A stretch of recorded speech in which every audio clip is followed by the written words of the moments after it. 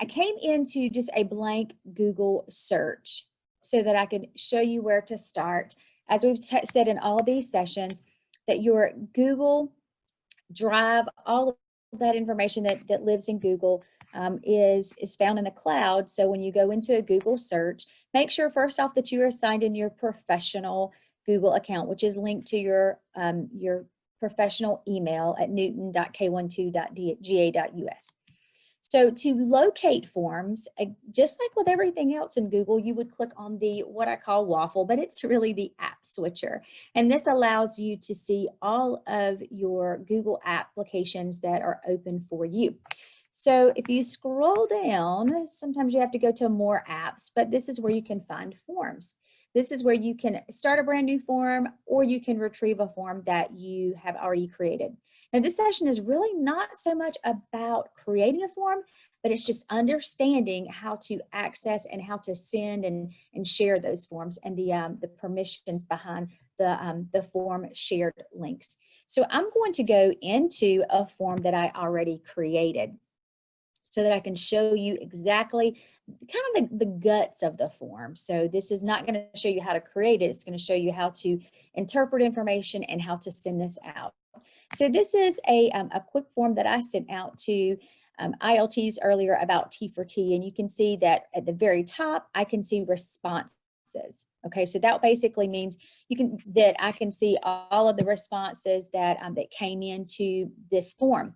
I can see them by a summary, by question, by individual, but I can also turn this into a kind of like an Excel, which is Google's is called Sheets. Turn it into like an Excel form so that I can really interpret the data in more of a table form. Okay, so once this form is completely ready to go, the importance is understanding the links and how to share out this form.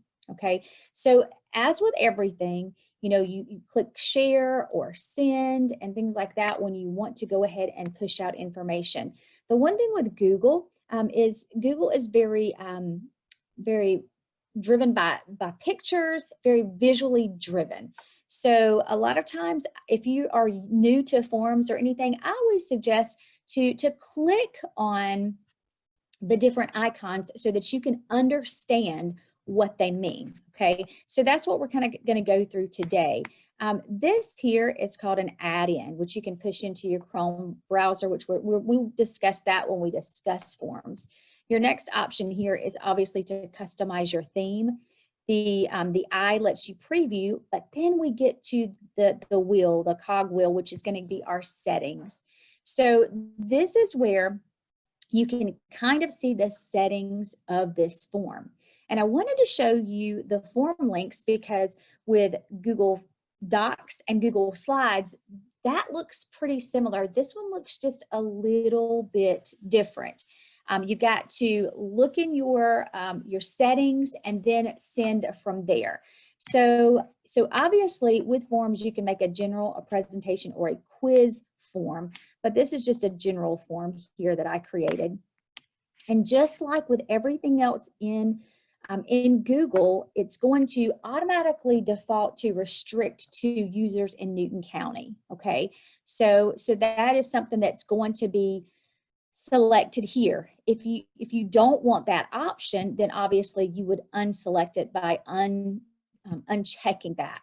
So then you can come down and limit one response, and then you also want to look at some additional permissions. Respondents can edit after they submit or see summary charts and text responses. So this is super important because of a couple of things. So since we're starting virtually, you may need to communicate with parents virtually as well. And one great way to communicate with parents is through a Google form. So maybe you wanted to send out some information or to gain some information about parents, best times to call, best conference options. You could simply create a 4 or 5 question form and send it out to your parents to get all that great information. So if you use a form with your parents, that is going to be a time that I would suggest coming into the settings and being sure that you unselect restrictions for Newton County schools, because obviously a parent would not access this form with a Newton County school email address. Okay, so just want to be sure that that makes sense. So you need to, again, going back to my first session of the week, was the power of permissions, knowing the permissions of your document. So if you use this with students, then obviously you can come in and just use the restricted to Newton County schools. But if you use this with parents, or even maybe if you're using this with other colleagues, then that might be a situation where you may unselect that. Okay, so this is super important. And again, if you are creating a presentation, there are some settings for that.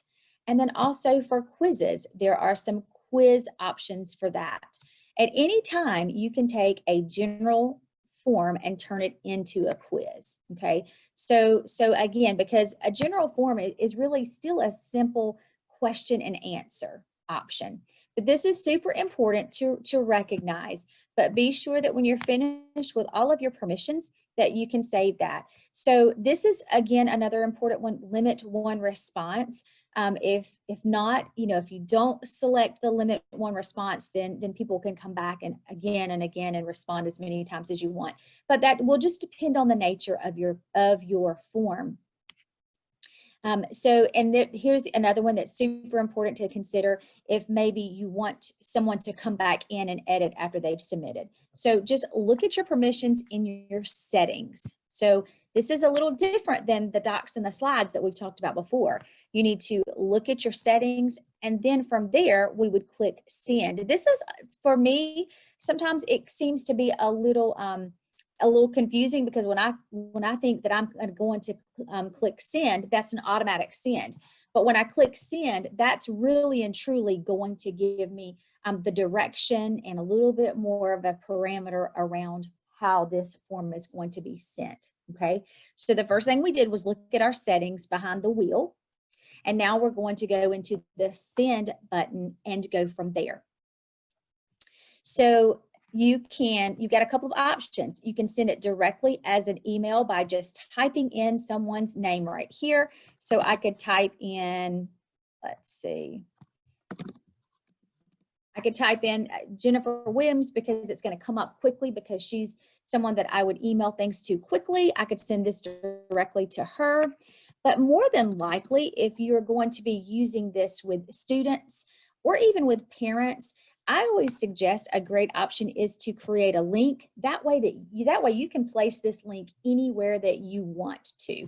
So if I click on a link, then it's going to give me a link to this form. Okay, so I can ask them to create me just a shortened URL, just a little bit shorter. I typically always do that. And from there, I can copy this link and I can place this form anywhere that I so choose. I can place this in my Canvas page for my students. I can place this in some type of announcement email flyer for parents. I can place this anywhere that I want to have communication going with students, parents, teachers, anything that I want. Okay, so it's a great option to take the URL and go from there. I could also embed this right into my Canvas page if you are a little fancy and want to embed. I do sometimes, but honestly, most of the time I select the link and then I will link it behind a picture that says click here or take the survey now or what have you. But the link will give you the best option for how you can move it to any group that you see fit. Okay, so super important there. So basically, I'm going to show you from the preview side of this, and then we'll review this one more time. So this form has been completed, and this is what it's going to look like when it's pushed out to, this was to teachers or to students. So you can see how easy this is. I love forms because if you are a secondary teacher and your students are using cellular devices, a form looks great on an iOS or an Android. It's super easy, and then once they have answered the questions, it simply is click submit for that, okay? So let me go back and show you just a few more things here. And Google is so sleek, you guys. Sometimes you just got to know that all of their pictures, like I said, are functions. So if you're looking for, oh my goodness, I previewed that and I don't know how to click out of that, just always look for a function, a pencil or things that can kind of help you. Okay, so let's go ahead and wrap up some of this. Understanding forms. Forms can be your best friend, you guys. I really and truly gather so much information from a form. It really is an easy way to push out super quick questions to teachers, to administrators, to any person that I'm working with, any people group that I'm working with. But the important portions of a form is to understand the permissions. So we talked about that the settings is where you would find all of your specific permissions about this form. Always remember that we're going to default to Newton County Schools. So if you want to eliminate a headache with parents, don't forget to unselect that option, because they will not be able to access this if you have not unselected that. So our first option is to look into the settings to make sure that we understand all of the general settings of this form. Then we're ready to send, and we can send the form right here via email, via a link, however you so choose. The last little thing I want to show you is a super cool feature, and it's called the Add a Collaborator. So like I said earlier, I work on a team of 3. And so most of the information that we create collectively, or at least we go back and check behind each other. So if I was to create this form and I wanted to add a collaborator, meaning that I wanted to add someone else on this form, I could simply click on the collaborator link right there, and then it allows me to add people that I wanted to come in and to edit and work as a collaborator on this form for me. Okay, so it automatically is going to default to only the editor mode, because that's collaborator, editor, however I want to call that. And then I could send this link directly to this person. I could also send a message, hey, Dr. Williams, can you check behind me and make sure that this form makes sense and that everything works? And if there are some errors, can you please revise? You know, I could send all of that right here. I could also look at my settings, because this is going to be something that I want to make sure editors can change permissions and then edit and share it, and viewers and commenters can see options to download, print, and that kind of thing. So you print and copy. So you need to understand, when you add an editor, then you give them the rights like the owner, so then they can additionally add those setting features.